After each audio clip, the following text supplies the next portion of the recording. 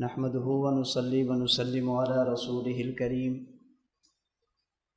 أما بعد فأعوذ بالله من الشيطان الرجيم بسم الله الرحمن الرحيم الله أعلم حيث يجعل رسالته وعن عبد الله بن عمرو رضي الله تعالى عنه قال رسول الله صلى الله عليه وسلم والذي نفسي بيده ما يخرج منه إلا حق اللهم صل على محمد وعلى آل محمد كما صليت على إبراهيم وعلى آل إبراهيم إنك حميد مجيد اللهم بارك على محمد وعلى آل محمد كما باركت على إبراهيم وعلى آل إبراهيم إنك حميد مجيد۔ دنیا میں انسان کے اعمال کی قبولیت کے لیے اور آخرت میں نجات کے لیے انسان کے عقیدے کا ٹھیک ہونا ضروری ہے۔ بد عقیدگی ایک ایسی بیماری ہے جو دنیا میں انسان کے اعمال کو ختم کرتی ہے اور قیامت کے دن انسان کو جنت سے محروم کر دیتی ہے۔ بد عقیدہ شخص کے اعمال کو قرآن کریم نے کسراب بقیع فرمایا ہے۔ بد عقیدہ شخص کو قرآن کریم نے اخسرین اعمالا فرمایا ہے، لا نقیم لہم یوم القیامت وزنا فرمایا ہے۔ اور بد عقیدہ شخص کے لیے جنت میں جانا ممکن نہیں، اسے قرآن کریم نے حتیٰ یلج الجمل فی سم الخیاط سے تعبیر فرمایا، جسے تعلیق بالمحال کہا جاتا ہے۔ جیسے سوئی کے سوراخ سے کسی اونٹ یا موٹی رسی کا گزرنا ممکن نہیں، اسی طرح بد عقیدہ شخص کا جنت میں جانا بھی ممکن نہیں ہے۔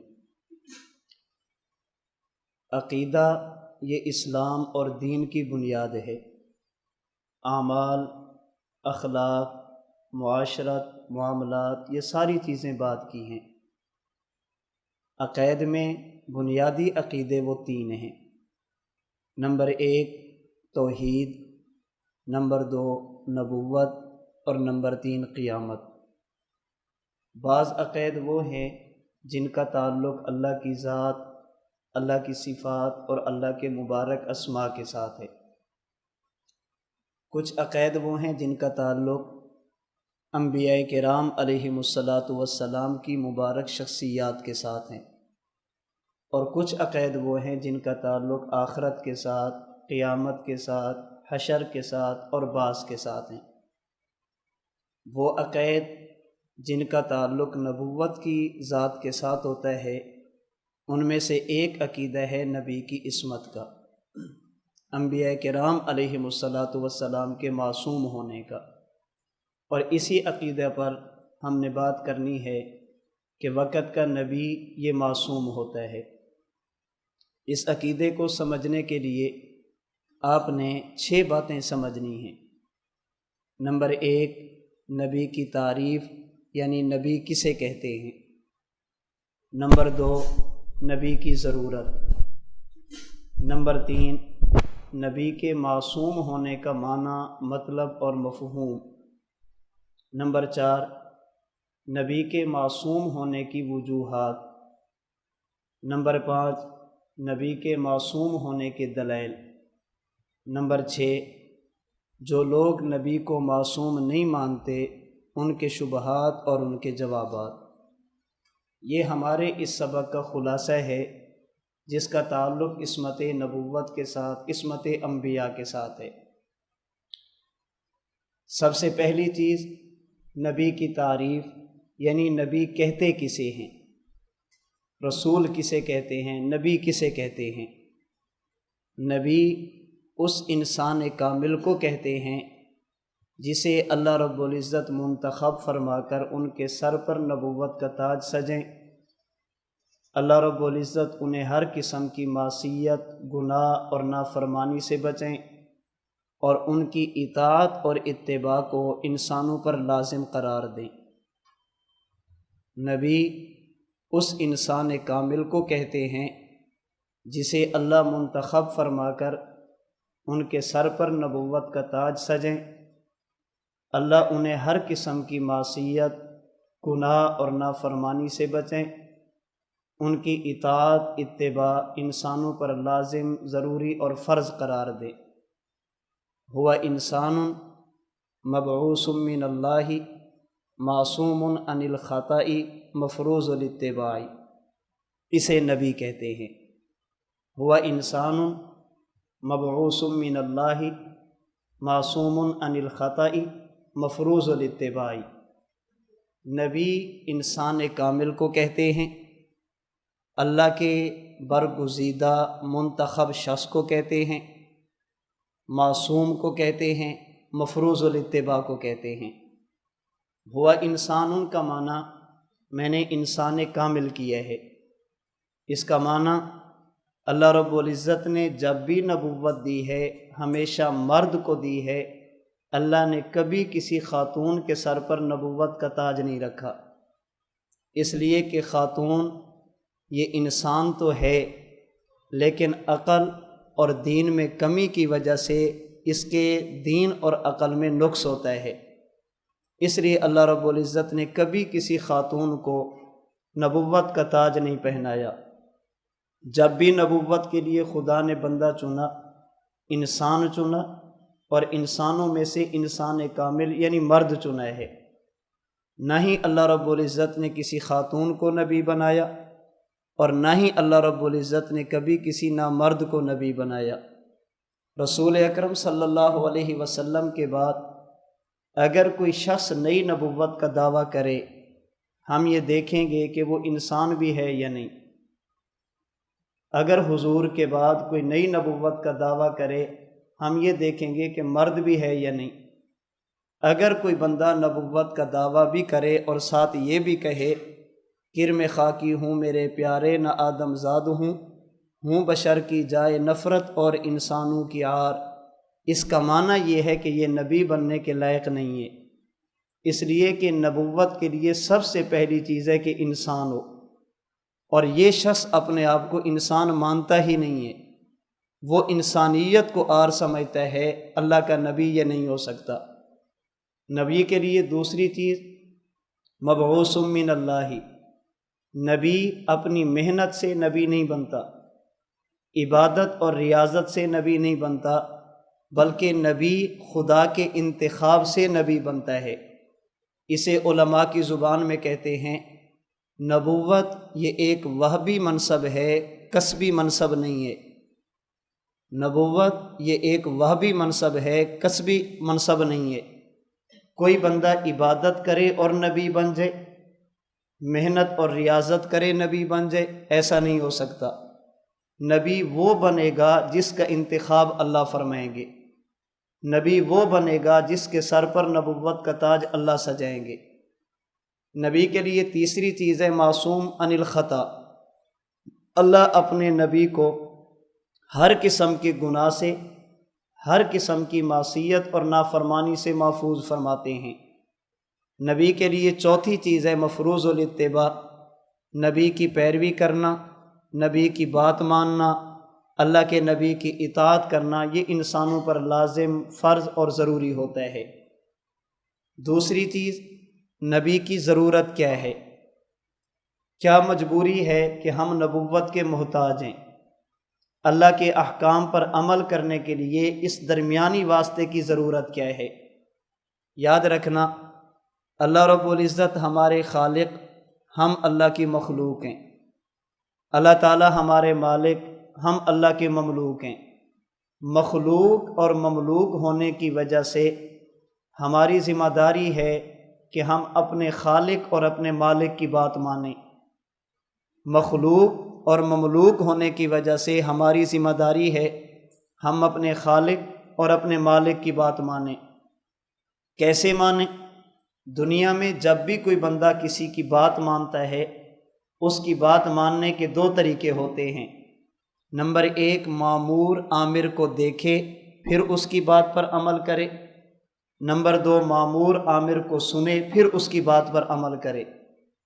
چھوٹا بڑے کو دیکھے گا پھر اس کی بات پر عمل کرے گا، یا اسے سنے گا پھر اس کی بات پر عمل کرے گا۔ میں سبق پڑھا رہا ہوں، سبق کے دوران مجھے ضرورت ہے پانی کی، میں چاہتا ہوں کہ گفتگو کا تسلسل بھی نہ ٹوٹے اور پانی بھی مل جائے۔ میں سامنے بیٹھے بھائی عزیر سے کہتا ہوں، ایسے اشارہ کرتا ہوں، یہ اٹھتے ہیں، اٹھ کر مجھے پانی لا دیتے ہیں۔ انہوں نے مجھے پانی کیوں دیا؟ اس لیے کہ انہوں نے مجھے دیکھا، مجھے پانی کی ضرورت ہے، میں کہتا ہوں بھی پانی لا دو، یہ اٹھے اور پانی لے کر آ گئے۔ کیوں؟ اس لیے کہ انہوں نے مجھے سنا۔ آپ کسی ایسے شخص کو میرے سامنے بٹھا دیں جو آنکھوں سے دیکھ نہیں سکتا اور کانوں سے سن نہیں سکتا، میں سارا دن بھی اشارہ کرتا رہوں، وہ کبھی مجھے پانی نہیں دے گا۔ میں سارا دن پانی پانی کرتا رہوں، وہ پھر بھی پانی نہیں دے گا۔ کیوں؟ اس لیے کہ وہ مجھے دیکھ بھی نہیں سکتا، وہ مجھے سن بھی نہیں سکتا۔ پتہ چلا کسی بھی بندے کی بات کو ماننے کے لیے ضروری مامور عامر کو دیکھے یا مامور عامر کو سنے۔ اگر دیکھ بھی نہ سکے اور سن بھی نہ سکے تو پھر مامور عامر کی بات پر عمل نہیں کر سکتا۔ اللہ رب العزت ہمارے خالق فرمائے اقیم الصلاۃ، نماز قائم کرو۔ کیسے کریں؟ یا ہم اللہ کو دیکھیں یا اللہ کو سنیں پھر عمل کریں گے۔ اللہ فرماتے ہیں آتوا الزکاۃ، اللہ کیسے زکوٰۃ دیں؟ یا ہم اللہ کو دیکھیں یا اللہ کو سنیں۔ دنیا میں رہ کر ہر بندہ اللہ کو دیکھ بھی نہیں سکتا، ہر بندہ اللہ کو سن بھی نہیں سکتا۔ اللہ کی بات پر عمل کرنا ہے۔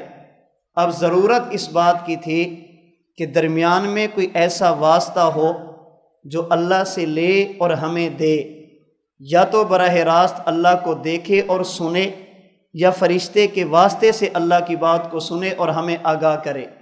اللہ رب العزت نے اپنے احکام پر عمل کرنے کا طریقہ بتانے کے لیے، اپنے احکام پر عمل کرنے کا طریقہ دکھانے اور سمجھانے کے لیے اپنے اور اپنی مخلوق کے درمیان ایک واسطہ رکھا۔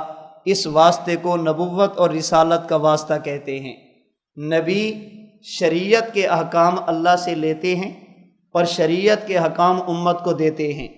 نبی شریعت پر عمل کرنے کا طریقہ اللہ سے لیتے ہیں اور نبی شریعت پر عمل کرنے کا طریقہ امت کو دیتے ہیں۔ اللہ رب العزت کے احکام پر عمل کیسے کریں؟ اللہ اپنے نبی کو بتائیں گے اور پیغمبر اپنی امت کو بتائیں گے، دکھائیں گے اور سمجھائیں گے۔ اس وجہ سے درمیان میں نبی کے واسطے کی ضرورت ہے۔ اگر اس واسطے کو ہٹا دیا جائے، نہ ہمیں شریعت ملتی ہے، نہ ہمیں قرآن ملتا ہے، نہ ہمیں نبوت کا فرمان ملتا ہے، اور نہ ہی اللہ کے احکام پر عمل کرنے کا طریقہ ہمیں سمجھ آ سکتا ہے۔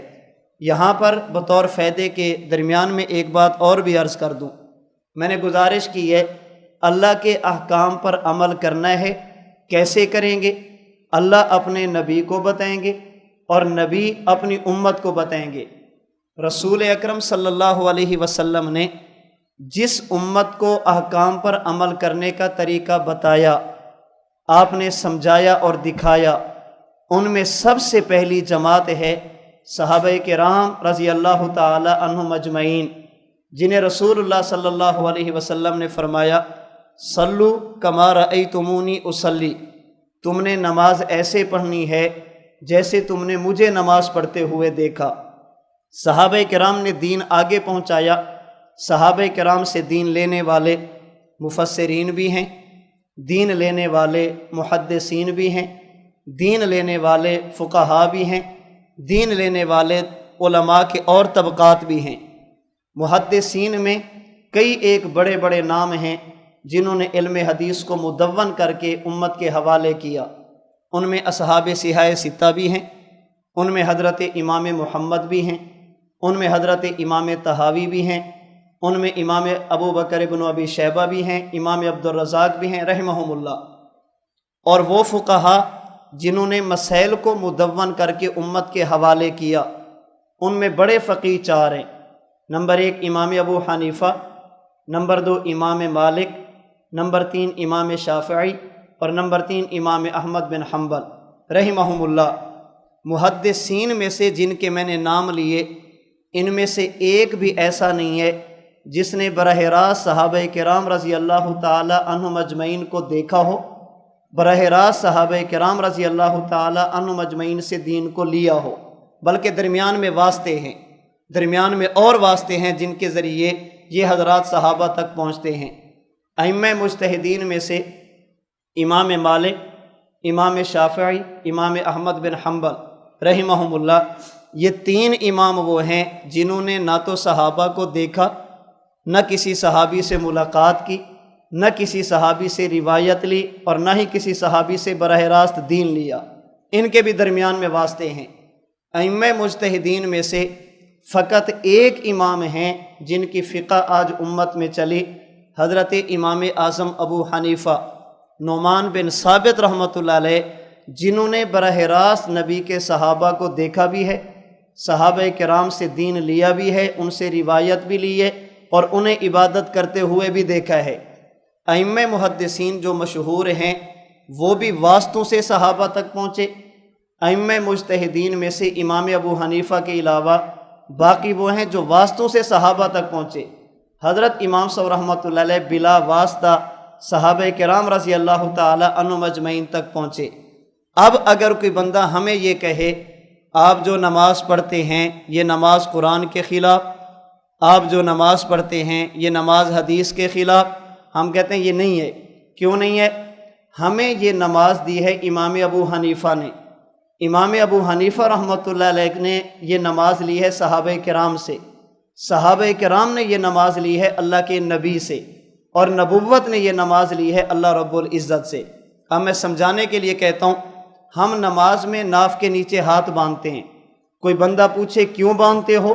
ہم کہتے ہیں اس لیے کہ ہمیں ہمارے امام نے بتایا۔ ابو حنیفہ آپ کہتے ہیں کہ نماز میں ناف کے نیچے ہاتھ باندھے جائیں، آپ کیوں کہتے ہیں؟ فرماتے رأیت انس بن مالک فی المسجد قائما یصلی، اس لیے کہ میں نے اپنی آنکھوں سے انس بن مالک کو اسی طرح نماز پڑھتے دیکھا۔ انس بن مالک آپ کیوں باندھتے ہو؟ فرماتے رأیت رسول اللہ صلی اللہ علیہ وسلم، اس لیے کہ میں نے حضور کو دیکھا۔ حضور آپ ایسے کیوں پڑھتے ہیں؟ فرمایا اس لیے کہ وما ینطق عن الہوی ان هو الا وحی یوحی، یہ حکم اللہ کا ہے۔ ہماری نماز امام صاحب والی، امام صاحب کی نماز حضرت انس والی، حضرت انس کی نماز اللہ کے نبی والی، اور نبوت کی نماز اللہ کے حکم والی۔ تو ہماری نماز تو وہ ہے جس میں براہ راست صحابہ کرام رضی اللہ تعالی عنہم اجمعین، ان کے واسطے سے نبوت اور ان کے واسطے سے اللہ۔ تو عرض میں یہ کر رہا تھا، اللہ رب العزت کے احکام پر عمل کرنے کے لیے ہمیں نبی کی ضرورت ہے۔ اگر نبی کو درمیان سے ہٹا دیا جائے، نہ اللہ کی ذات سمجھ آتی ہے، نہ اللہ کی صفات سمجھ آتی ہیں، نہ اللہ کے احکام سمجھ آتے ہیں، اور نہ ہی احکام پر عمل کرنے کا طریقہ سمجھ آتا ہے۔ ہماری گفتگو کی تیسری چیز، ہم کہتے ہیں نبی معصوم ہے۔ معصوم ہونے کا معنی کیا ہے؟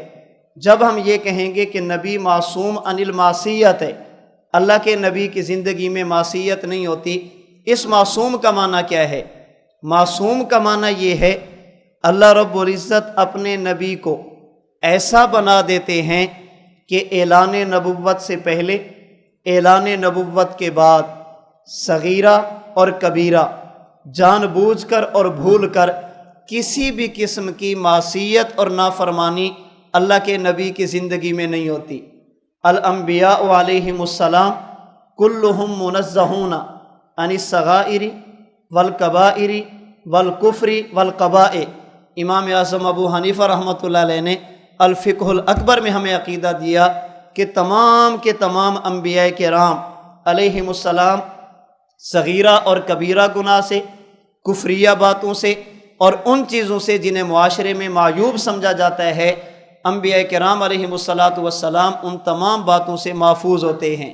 اللہ اپنے نبی کو ہر قسم کی معصیت سے بچاتے ہیں، لیکن اس معصیت سے بچنے کا معنی ہرگز یہ نہیں ہے کہ نبی بھولتا نہیں، اللہ کے نبی سے اجتہادی خطا نہیں ہوتی۔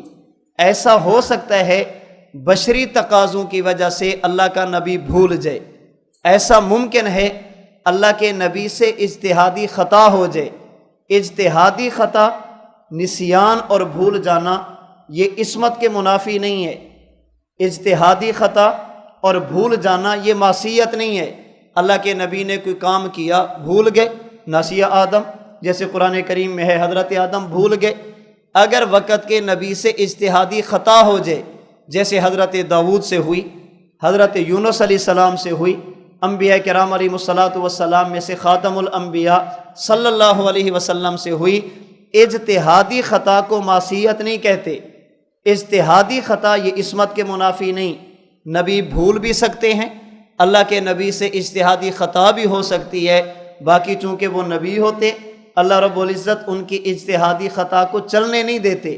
اللہ رب العزت تنبیہ فرما دیتے ہیں، یا ایھا النبی لم تحرم ما احل اللہ لک، اے پیغمبر ایسا نہیں، ما کان لنبی ان یکون لہ اسرا حتی یسخن فی الارض، ایسا نہیں، وداود وسلیمان اذ یحکمان فی الحرث اذ نفشت فیہ غنم القوم، چلتے چلتے فرمایا ففہمناہا سلیمان، بات سلیمان کی ٹھیک ہے، حضرت داؤد سے اجتہادی خطا ہوئی۔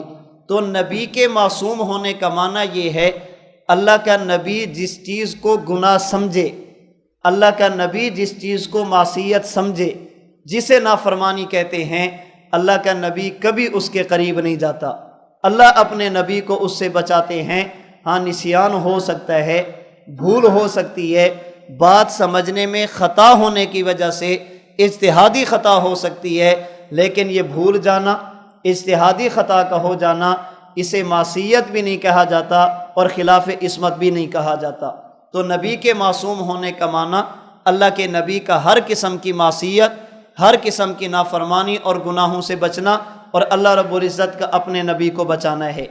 ہماری گفتگو کا چوتھا حصہ اور گفتگو کی چوتھی چیز وہ ہے نبی کے معصوم ہونے کی وجوہات۔ اللہ کا نبی معصوم کیوں ہوتا ہے؟ کن وجوہات کی بنیاد پر اللہ رب العزت اپنے نبی کو ہر قسم کے گناہ سے بچاتے ہیں؟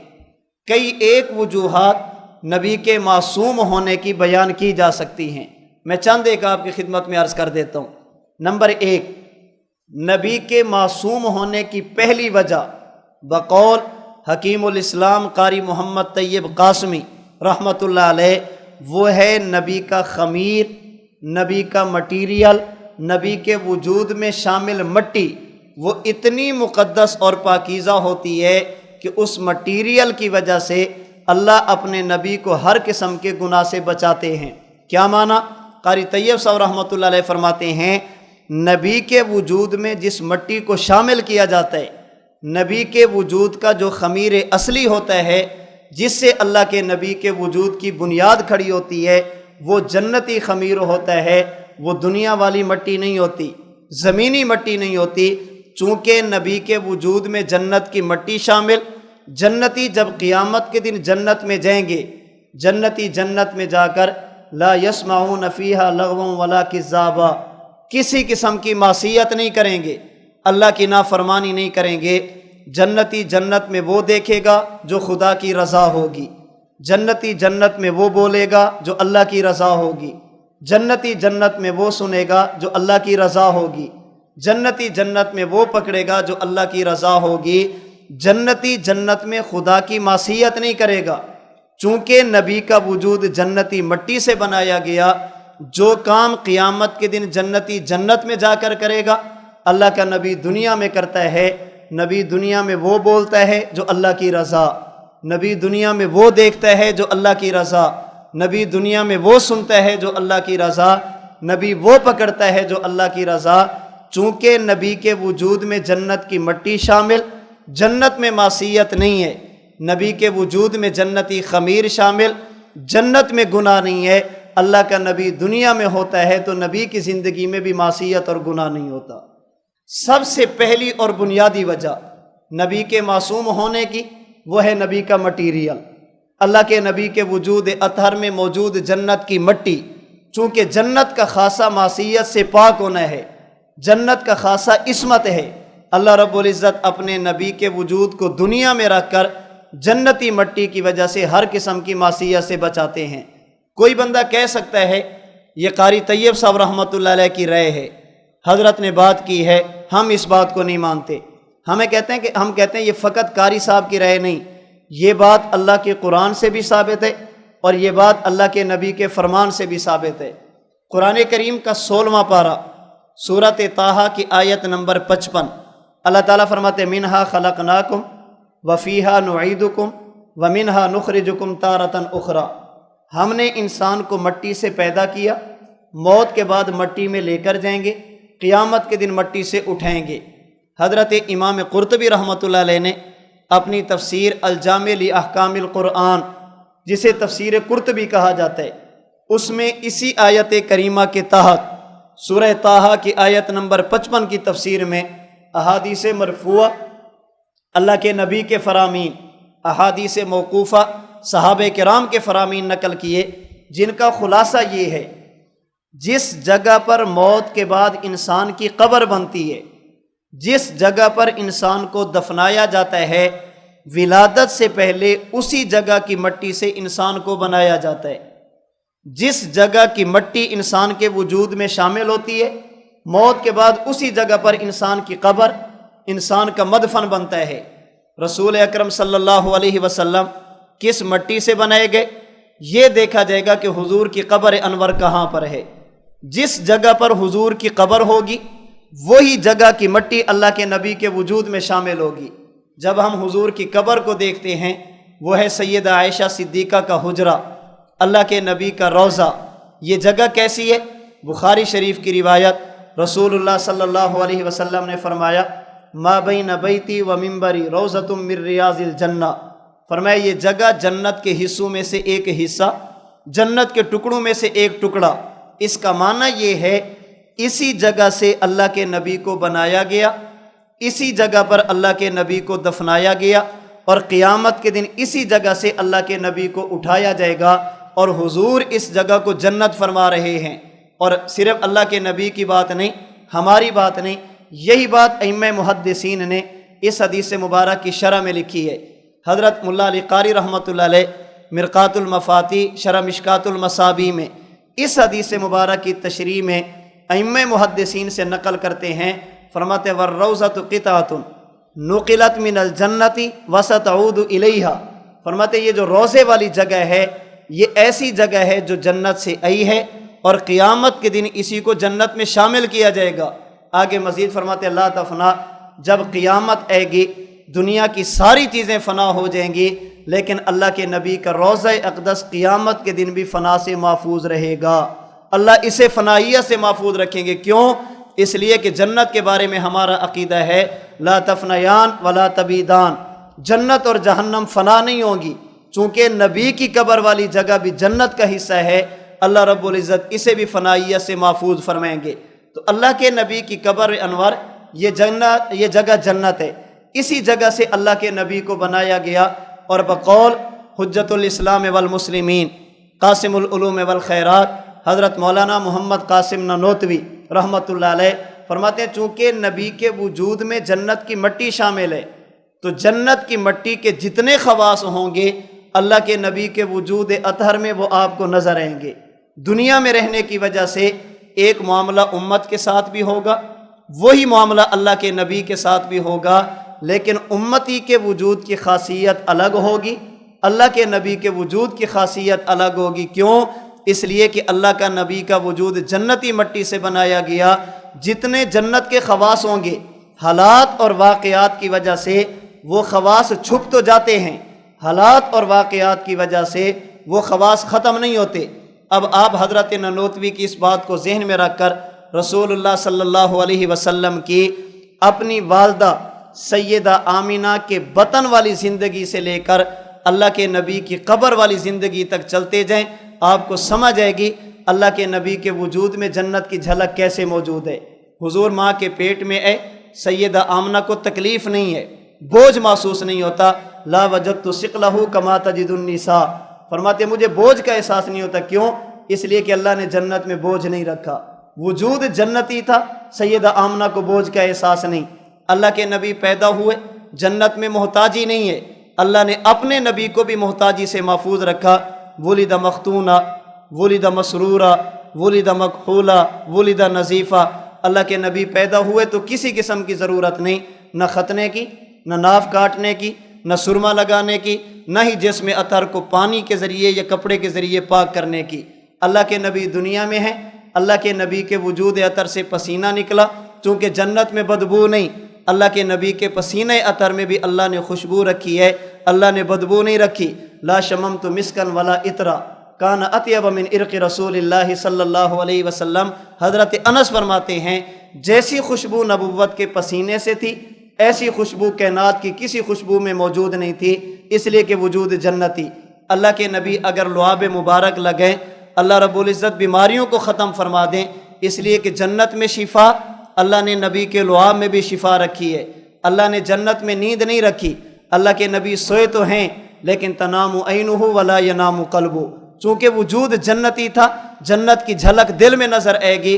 اللہ کے نبی سوتے تھے، آپ کی نیند کی حالت میں بھی کپڑے ناپاک نہیں ہوتے تھے۔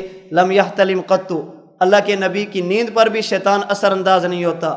اللہ کے نبی سو جاتے اور خواب دیکھتے، روی الانبیاء وحی، وہ نبی کا خواب وحی پر مشتمل ہوتا، اس میں بھی غلطی کا امکان نہیں ہوتا تھا۔ آپ پوری نبی کی زندگی اور نبوت کی سیرت کو پڑھتے جائیں۔ رسول اللہ صلی اللہ علیہ وسلم دنیا سے تشریف لے گئے، آپ کی بیوی نکاح سے نہیں نکلی، اللہ کے نبی کا انتقال ہوا، آپ کا مال ملک سے نہیں نکلا، اللہ کے نبی کا انتقال ہوا، پیغمبر کی بیوی پر عدت وفات نہیں، اللہ کے نبی کا انتقال ہوا، بیوی دوسری جگہ پر نکاح نہیں کر سکتی، کیوں؟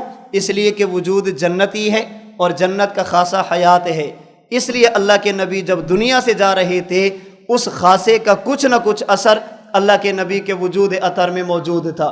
تو رسول اللہ صلی اللہ علیہ وسلم کے معصوم ہونے کی سب سے پہلی وجہ آپ کا خمیر، آپ کے وجود عطر کا مٹیریل، چونکہ وجود عطر جنتی مٹی سے بنایا گیا، اللہ نے جنت میں معصیت اور نافرمانی نہیں رکھی، تو اللہ نے اپنے نبی کے وجود عطر میں بھی معصیت اور نافرمانی نہیں رکھی۔ نبی کا وجود جنتی مٹی سے بنایا گیا۔ بعض لوگوں کو یہ بات سمجھ نہیں آتی، کہتے ہیں اگر اللہ کے نبی کا وجود جنتی تھا، حضور علیہ الصلوۃ والسلام کا روضہ اقدس جنت ہے، تو پھر یہ بتائیں حضور پر موت آئی کیوں ہے؟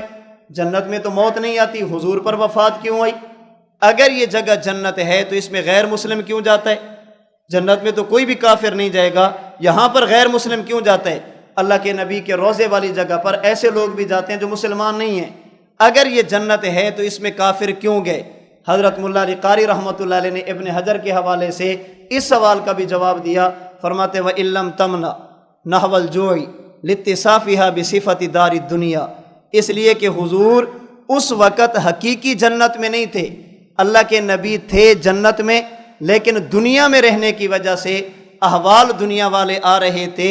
جنت میں یہ ساری چیزیں نہیں ہوں گی، جنت میں نیند نہیں، جنت میں موت نہیں، جنت میں بول و براز نہیں، جنت میں کوئی کافر نہیں جائے گا۔ کب؟ جملہ ذہن میں رکھنا، جب حشر کے بعد ہو اور بطور جزا کے ہو۔ اب کوئی کسی قسم کا معاملہ پیش نہیں آئے گا، چونکہ یہ معاملہ حشر سے پہلے ہے اور بطور جزا کے نہیں ہے۔ میں سمجھانے کے لیے مثال دیتا ہوں، دیکھیں اگر آپ کہتے ہیں کہ یہ جگہ جنت نہیں، کیوں؟ اگر جنت ہے تو کافر کیوں جاتا ہے؟ میں آپ سے سوال کروں گا، آج جو بیت اللہ میں حجر اسود نصب ہے یہ کہاں سے آیا؟ جی جنت سے آیا تھا۔ جنت میں چوری ہوگی؟ حجر اسود چوری ہوا تھا؟ 22 سال تک حجر اسود بیت اللہ سے غائب رہا۔ اگر یہ جنت کا ہے تو یہ چوری کیوں ہوا؟ حجر اسود کہاں سے آیا؟ جنت سے۔ جنتی چیزوں کو کافر ہاتھ لگائیں گے؟ حجر اسود کو؟ جی حجر اسود کو کافر ہاتھ نہیں لگاتے تھے، مشرکین چومتے نہیں تھے، لڑائی اور جھگڑا نہیں کرتے تھے۔ سوال یہ کہ اگر جنتی ہے تو مشرک کیوں چوم رہے؟ مولا علی قاری فرماتے ہیں لِاتِّصَافِهَا بِصِفَةِ دَارِ الدُّنْيَا، اس لیے کہ ابھی یہ دنیا میں رہتا ہے، دنیا میں رہنے کی وجہ سے اس پر احوال دنیا کے آ سکتے ہیں۔ کوئی غیر مسلم بھی جنت میں نہیں جا سکتا جب حشر کے بعد ہو اور بطور جزا کے ہو۔ اب کوئی کافر جنت میں نہیں جائے گا۔ اللہ کے رسول کی یہ جگہ قبر انور والی جگہ چونکہ دنیا میں ہے، اس لیے اگر کوئی کافر جائے اور چکر لگا کے آ جائے، اس کا معنی یہ نہیں ہے کہ یہ جنت نہیں ہے۔ تو اللہ کے نبی معصوم ہے۔ نبی کے معصوم ہونے کی سب سے پہلی وجہ بقول قاری محمد طیب قاسمی رحمۃ اللہ علیہ کے، وہ نبی کے وجود عطر کا خمیر ہے، اللہ کے نبی کے وجود عطر کا مٹیریل ہے، اس میں موجود جنتی مٹی ہے۔ جیسے جنت میں معصیت جنت میں خدا کی نافرمانی نہیں ہے، اسی طرح اللہ کے نبی کے وجود اطہر میں بھی معصیت اور خدا کی نافرمانی نہیں ہوتی۔ نبی کے معصوم ہونے کی دوسری وجہ، نبی معصوم ہے کیوں؟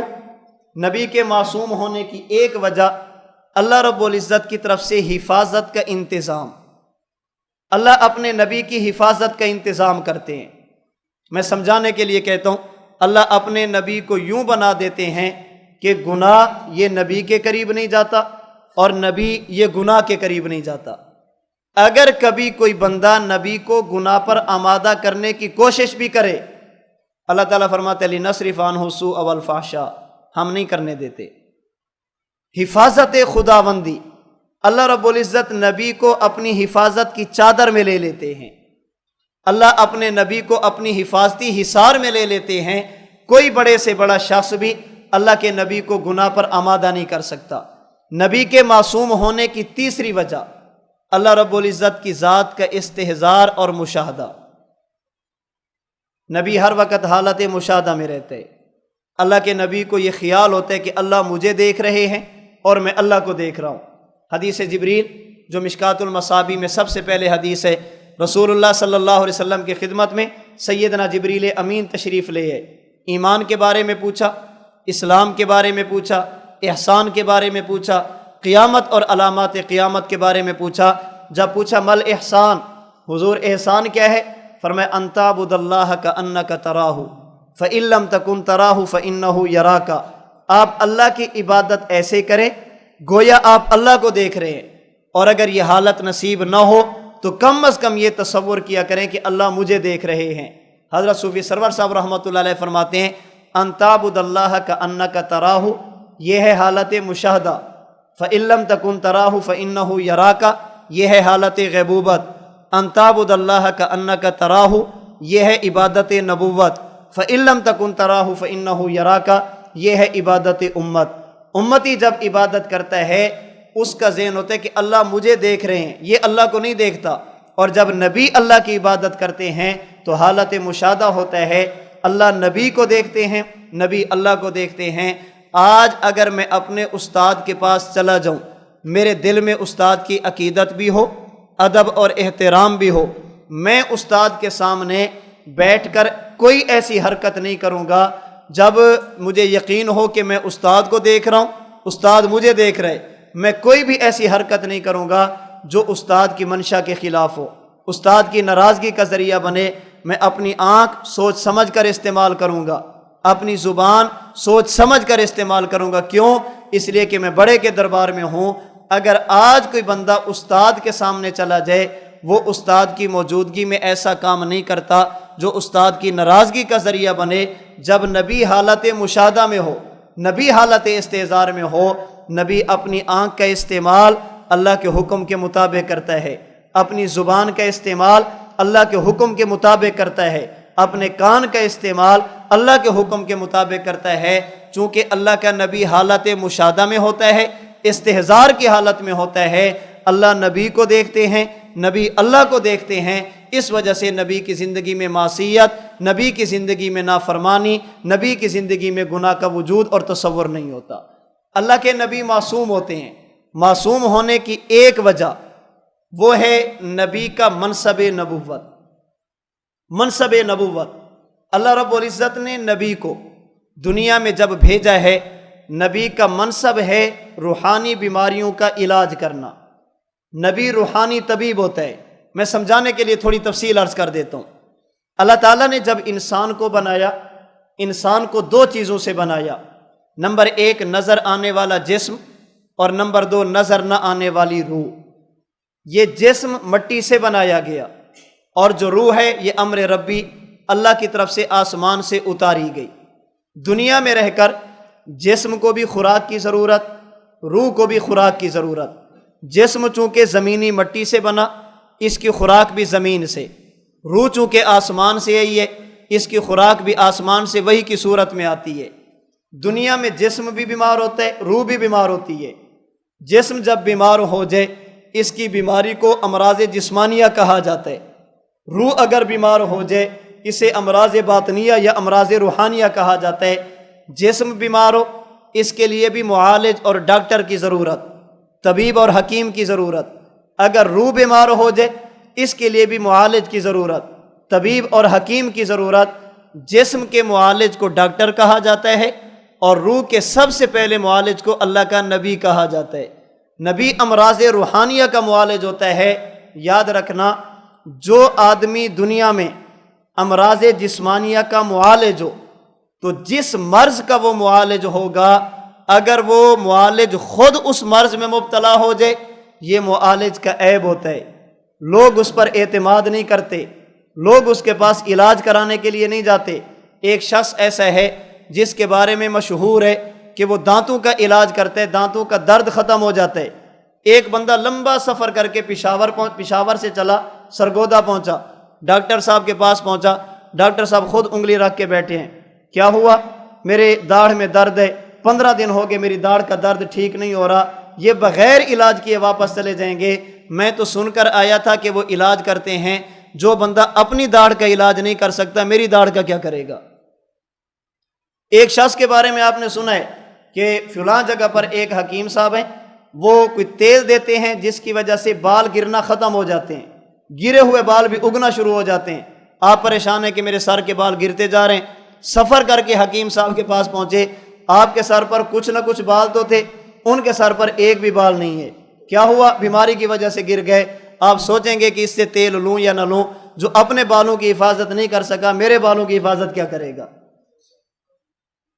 تو جو معالج جس مرض کا معالج ہو، اگر وہ خود اس میں مبتلا ہو جائے، لوگوں کا اعتماد ختم، لوگ اس سے علاج نہیں کراتے۔ یہ اس معالج کا عیب ہوا کرتا ہے۔ انبیاء کرام علیہم الصلاۃ والسلام امراض روحانیہ کے معالج، نبی کا کام ہے روحانی بیماریوں کا علاج کرنا۔ روحانی بیماری کا نام ہے گناہ۔ اگر نبی خود اس میں مبتلا ہو جائے، لوگوں کا اعتماد بھی نہیں رہے گا، یہ نبی کا عیب بھی ہوگا۔ اور نبی کے بارے میں ہمارا عقیدہ ہے خلقت مبرأ من کل عیب، اللہ اپنے نبی کو ہر عیب سے پاک پیدا فرماتے ہیں۔ چونکہ گناہ بھی ایک عیب ہے، اس لیے اللہ اپنے نبی کو اس عیب سے بھی محفوظ رکھتے ہیں۔ یہ نبی کے لیے عیب بنے گا۔ نبی امراض روحانیہ کا معالج ہے، اگر نبی خود اس گناہ میں مبتلا ہو جائے، اللہ کا نبی خود گناہ کرنا شروع کر دے، تو نبی پر اعتماد بھی نہیں رہے گا، یہ نبوت کے لیے عیب ہوگا۔ اللہ کا نبی مقتدا، رہبر و رہنما ہے، اس لیے اللہ رب العزت اپنے نبی کو ہر قسم کی معصیت، ہر قسم کی نافرمانی اور گناہ سے محفوظ فرماتے ہیں۔ نبی کے معصوم ہونے کی ایک وجہ وہ ہے نبی کا نفس۔ نبی کے معصوم ہونے کی ایک وجہ وہ ہے اللہ کی طرف سے نبی کے نفس کا نفس مطمئنہ ہونا۔ آپ نے تفاسیر میں پڑھا ہے، قرآن کریم میں ہے، انسانی نفس 3 قسم کے ہوتے ہیں۔ نمبر 1 نفس امارہ، نمبر 2 نفس لوامہ، اور نمبر 3 نفس مطمئنہ۔ ان النفس لامارۃ بالسوء لا اقسم بنفس ولا اقسم بالنفس اللوامہ یا ایتھا النفس المطمئنہ۔ یہ نفس کی 3 قسمیں ہیں۔ نفس امارہ کسے کہتے ہیں؟ جو انسان کو گناہ پر آمادہ کرے، گناہ کی دعوت دے، گناہ کو بڑھا چڑھا کر پیش کرے، خوبصورت سے خوبصورت بنا کر پیش کرے، اور جب بندہ گناہ کر لے تو احساس بھی نہ ہو کہ میں نے غلط کیا ہے۔ یہ ہے نفس امارہ۔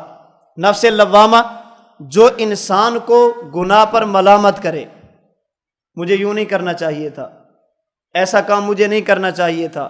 اگر نیکی کر لے تو نفس یہ کہے کہ نیکی تھوڑی کی ہے، تجھے اس سے بھی زیادہ کرنی چاہیے تھی۔ جو ملامت کرے، گناہ سے روکنے پر مجبور کرے، گناہ ہو جائے تو اس پر ملامت کرے، اور نیکی پر یہ کہے کہ نیکی تھوڑی کی ہے، اسے کہتے ہیں نفس لوامہ۔ اور ایک ہے نفس مطمئنہ، جو انسان کو گناہ کی نفرت دلائے اور انسان کو نیکی کی طرف راغب کرے، نیکی کی طرف متوجہ کرے، گناہ سے بچانے کی کوشش کرے، اسے کہتے ہیں نفس مطمئنہ۔ حضرت مفتی محمد شفیع عثمانی صاحب رحمۃ اللہ علیہ فرماتے ہیں، عام انسانوں کا نفس ابتداء نفس امارہ، تھوڑی محنت کرے نفس لوامہ، مزید محنت کرے تو نفس مطمئنہ بنتا ہے، جسے کہتے ہیں ولایت کا سب سے اعلیٰ درجہ۔ جب عبادت انسان کا مزاج بن جائے، گناہ سے نفرت انسان کی طبیعت بن جائے، یہ سب سے آخر میں ہوتا ہے۔ پہلے نفس امارہ، پھر نفس لوامہ، پھر نفس مطمئنہ۔ حضرت مفتی صاحب رحمۃ اللہ علیہ فرماتے ہیں، اللہ کا نبی چونکہ خدا کا نمائندہ ہوتا ہے، امتی محنت کر کے، مسلسل مشقت برداشت کر کے، مسلسل ریاضت زہد وغیرہ سے کام لے کر جہاں پر آخر میں پہنچتا ہے، اللہ اپنے نبی کو بغیر محنت کے وہ نفس عطا فرما دیتے ہیں۔ جہاں پر امتی انتہا پر پہنچتا ہے، اللہ رب العزت نبوت کو پہلے دن سے ہی وہ عطا فرما دیتے ہیں۔ نبی کا نفس مطمئنہ ہوتا ہے، ابتدا سے پہلے دن سے ہی نبی کی طبیعت میں گناہ کی نفرت ہوتی ہے، نبی کی طبیعت میں نیکی کا میلان ہوتا ہے۔ اس لیے رسول اللہ صلی اللہ علیہ وسلم اعلان نبوت سے بھی کوئی ایسا پہلے کام نہیں کیا کرتے تھے جس کی وجہ سے اللہ کی معصیت ہو۔ اس لیے آپ قرآن کریم اٹھا کر دیکھیں، حدیث مبارک اٹھا کر دیکھیں، سیرت کی کتابیں اٹھا کر دیکھیں، بڑی تحدی کے ساتھ ہم یہ بات کہہ سکتے ہیں، رسول اللہ صلی اللہ علیہ وسلم نے جب اعلان نبوت فرمایا، آپ کی عمر مبارک تھی 40 برس۔ آپ نے اعلان نبوت کے بعد مکہ مکرمہ میں جو سال گزارے ان کی تعداد ہے 13۔ آپ نے مدینہ منورہ میں سال گزارے ان کی تعداد ہے 10۔ یہ حضور کی زندگی کے 3 حصے ہیں، اعلان نبوت سے پہلے 40 سال، اعلان نبوت کے بعد مکی زندگی کے 13 سال، مدنی زندگی کے 10 سال۔ آپ علیہ الصلوۃ والسلام نے جب اعلان نبوت فرمایا، آپ کے مخالفین نے، جو مشرکین تھے، آپ نے اعلان نبوت فرمایا، آپ کے مخالفین جو یہود و نصارہ تھے، انہوں نے اللہ کے نبی پر ہر الزام لگایا جو الزام لگا سکتے تھے۔ ساحر ہے، مسحور ہے، کاہن ہے، شاعر ہے، مجنون ہے، دنیا کا طلبدار ہے، یہ اپنی حکومت قائم کرنا چاہتا ہے، اپنی ریاست قائم کرنا چاہتا ہے، جو جو الزام لگا سکتے تھے لگائے۔ جب الزامات سے بھی بات آگے گزری، تلوار اٹھئی، اللہ کے نبی کے مقابلے میں نکلے، حضور علیہ الصلوۃ والسلام کا مقابلہ کیا، خود بھی مرے، صحابہ کرام کو بھی شہید کیا، لیکن ان 63 برس میں آپ کو ایک غیر مسلم بھی ایسا نہیں ملے گا، خواہ مشرک ہو، یہودی ہو، عیسائی ہو یا منافق ہو، جو اللہ کے نبی کے کردار پر انگلی اٹھا سکے، یہ کہہ سکے ہمیں کہتے ہو یوں نہ کرو، خود تو کرتے تھے، ہمیں کہتے ہو یوں کرو، خود تو کرتے تھے، ہمیں کہتے ہو یہ نہ کرو، خود تو کرتے تھے۔ اللہ کے نبی پر الزام لگے، اللہ کے نبی کے مقابلے میں تلوار اٹھائی، لیکن کبھی کسی بدبخت میں اتنی جرت اور ہمت نہیں ہو سکی کہ رسول اللہ صلی اللہ علیہ وسلم کے کردار پر انگلی اٹھا سکے۔ کیا خیال ہے اگر نبی کی زندگی میں معصیت ہوتی، مشرک اس کو برداشت کرتے؟ کہتے ہمیں کہتے تھے خود تو کر رہے ہو۔ یہود و نصارہ کبھی برداشت نہ کرتے۔ رسول اللہ صلی اللہ علیہ وسلم کے کردار پر کسی غیر مسلم کا انگلی نہ اٹھا سکنا اس بات کی دلیل ہے کہ حضور کا کردار شیشے سے بھی زیادہ صاف تھا، آپ کی زندگی آئینے سے بھی زیادہ ستھری تھی، تبھی تو کسی غیر مسلم کے اندر یہ ہمت اور جرت نہیں ہو سکی کہ وہ جناب نبی کریم صلی اللہ علیہ وسلم کے کردار پر انگلی اٹھا سکے۔ تو آپ کا نفس مطمئنہ تھا، اس لیے آپ نے شرح قید میں پڑھا ہوگا، حضرت امام غزالی رحمۃ اللہ علیہ نے نبی کریم صلی اللہ علیہ وسلم کے وجود اطہر کو اور آپ کی عصمت کو آپ کے نبی ہونے کی دلیل قرار دی ہے۔ جہاں پر نبوت کی بات چلی ہے کہ حضور اللہ کے نبی ہیں، علامہ تفتزانی صاحب نے امام غزالی رحمۃ اللہ علیہ کے حوالے سے لکھا ہے کہ رسول اللہ صلی اللہ علیہ وسلم کی اعلان نبوت سے پہلے کی زندگی، آپ کا اعلان نبوت، پھر اعلان نبوت کے بعد آپ کے اخلاق کریمانہ، آپ کی شریعت کا اعتدال پر مبنی ہونا، یعنی آپ کا معصوم ہونا، یہ دلیل ہے کہ آپ اللہ کے نبی ہیں۔ تو رسول اللہ صلی اللہ علیہ وسلم معصوم، آپ کے معصوم ہونے کی ایک وجہ آپ کے وجود میں شامل جنت کی مٹی، آپ کے وجود اطہر کا مٹیریل، آپ کے وجود اطہر کا خمیر۔ حضور علیہ الصلوۃ والسلام معصوم، آپ کے معصوم ہونے کی دوسری وجہ اللہ کی طرف سے حفاظت کی چادر۔ حضور علیہ الصلوۃ والسلام معصوم، آپ کے معصوم ہونے کی تیسری وجہ اللہ کی ذات کا مشاہدہ اور ذات خداوندی کا استحضار۔ اللہ کے نبی معصوم، آپ کے معصوم ہونے کی چوتھی وجہ رسول اللہ صلی اللہ علیہ وسلم کا منصب نبوت، یعنی امراض روحانیہ کا معالج، امراض روحانیہ کا طبیب اور حکیم ہونا۔ آپ علیہ الصلوۃ والسلام روحانی معالج، آپ علیہ الصلوۃ والسلام معصوم۔ آپ کے معصوم ہونے کی پانچویں وجہ آپ علیہ الصلوۃ والسلام کا نفس مطمئنہ۔ ان وجوہات کی بنیاد پر ہمارا عقیدہ ہے اللہ تعالیٰ نے اپنے نبی کو ہر قسم کی معصیت سے، ہر قسم کے گناہ سے، ہر قسم کی نافرمانی سے پاک پیدا کیا، جسے کہتے ہیں اللہ کے نبی معصوم تھے۔ تو میں نے گزارش کی آپ علیہ الصلوۃ والسلام کی عصمت کے بارے میں، سب سے پہلی بات نبی کسے کہتے ہیں، نمبر 2 نبی کی ضرورت کیا ہے، نمبر 3 یہ جو ہم کہتے ہیں نبی معصوم ہے، معصوم ہونے کا معنی کیا ہے، اور نمبر 4 نبی کے معصوم ہونے کی وجوہات کیا ہیں۔ ہمارے سبق کے 6 اجزاء میں سے 4 پر میں نے مختصر سی بات کر دی ہے۔ 5ویں چیز ہے نبی کے معصوم ہونے کے دلائل، اور 6ٹھی چیز جو اس عقیدے کی سب سے اہم چیز ہے، عصمت انبیاء پر ہونے والے شبہات اور ان کے جوابات کیا ہیں، ان پر انشاءاللہ بعد میں بات کریں گے۔